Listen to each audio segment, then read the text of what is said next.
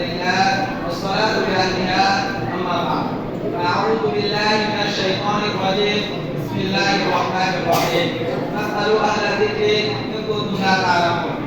وقال رسول الله صلى الله عليه وسلم لا إسلام إلا بجماعته ولا جماعة إلا بإمامته ولا إمامة إلا بطاعته صدق الله العظيم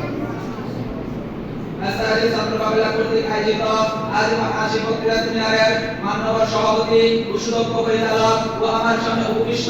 সবুজ বাংলার প্রত্যন্ত অঞ্চল থেকে আগত 1,00,000 ছাত্র ভাইরা আমার পক্ষ থেকে আন্তরিক মোবারকবাদ জানিয়ে শুরু করছি আমার পূর্বে নির্ধারিত বিষয় তথা মাযহাব নিয়ে বিভেদ সৃষ্টি মুসলিম উম্মার জন্য ভয়ঙ্কর ঘটনা। এই বিষয়ে সময়ের সংক্ষিপ্ত করে কিঞ্চিত মাত্র আলোচনা করার প্রয়াস করব ইনশাআল্লাহ।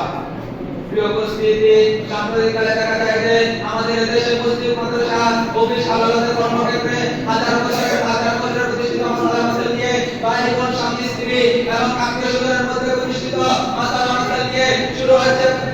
কিনা এবং বিতর্ক সৃষ্টি হয়। প্রিয় উপস্থিতি, শুধু তাই নয়, কথায় কথায় ইসলামী গবেষকদেরকে বেদাতি মুশরিক বলে আখ্যায়িত করে এবং শতাব্দীর পর শতাব্দী মাদ্রাসা ইমামগণ তাদেরকে ভ্রান্ত বলে আখ্যা দেয় এবং তারা তাদেরকে মুদের বিরোধী হলে তারা তাদেরকে কাফের বলতে সক্ষম করে না। প্রিয় উপস্থিতি, আমি তাদেরকে পরিষ্কার ভাষায় বলতে চাই, মাযহাব তারা চিন্তা চেতনার নাম নয়, মাযহাব কোনো ব্যক্তির কল্পনার নাম নয়, মাযহাব কোনো মুজতাহিদের সাজানিত মতামত নয়, মাযহাব হলো সম্পূর্ণ কুরআন ও হাদিসের এক নীতি দেওয়ার নাম।